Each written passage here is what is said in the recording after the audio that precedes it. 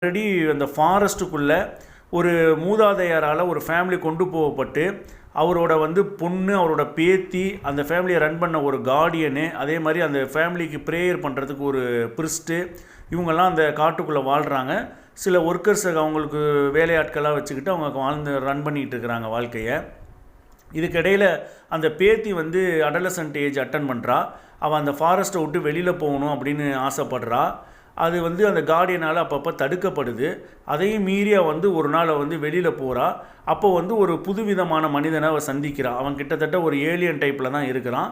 அந்த ஏலியன் மனிதனோடு அவள் பழகுறா. பழகிட்டு இருக்கிறப்ப புதுசாக இன்னொரு ஆள் காட்டுக்குள்ளே தேடிட்டு வரான். அவன் ஒரு மிலிட்ரி மேனாக காட்டுறாங்க.